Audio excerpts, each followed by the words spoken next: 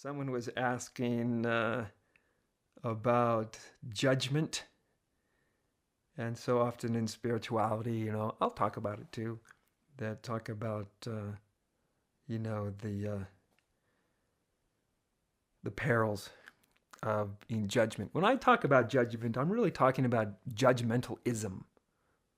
Of course, we all have to make judgments in a given day, or we have to be able to discern things, right? That's part of clarity, is being able to discern things. And we do make judgments. I think in a spiritual sense, judgmentalism, which seems like a worldwide epidemic. I should be laughing. It's a terrible epidemic, actually.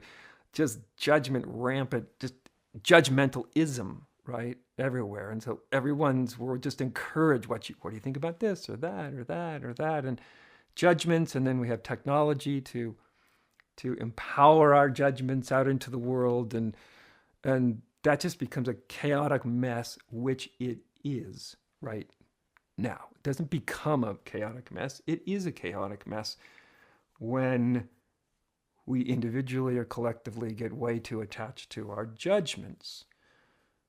Discernment is a kind of quality of wisdom. It's not like reactive.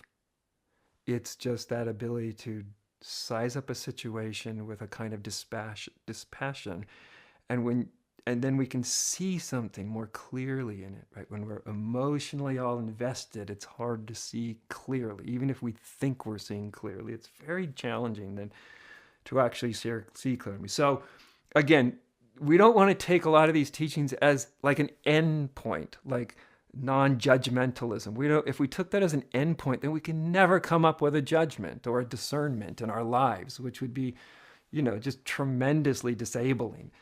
It's not that we want to, if we don't want to make the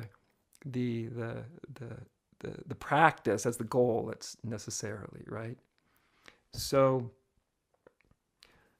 but we do come to our spirituality with a whole host of judgments that often don't have a lot to do with discernment, often are pretty conditional and or quite reactive and quick, and don't have a lot of consciousness or self-reflection in them. Those are the judgments that we're talking about here in spirituality, right? Those are the things to be seen through. But again, we definitely want to leave room for discernment. Wisdom, that's how we get informed for a different way of being. Yeah. And so yeah, even as a teacher, I'm having to make judgments all the time. In every letter I listen, I'm having to make judgments. What's going on here with the person? What's their hang up? What's the place that's challenging to them? What's the next thing for them to see, right? Those are discernments, those are judgments, or even, sometimes I'm talking with somebody and I will be making a judgment, but it's not a judgmentalism. I'm listening to them. I'll try to discern, make greater sense out of what they're saying to me, right? So sometimes we do that. Sometimes a spiritual teacher gives feedback that other people don't like. But that's not the teacher's job, is to be liked. It's to be as clear as they can possibly be.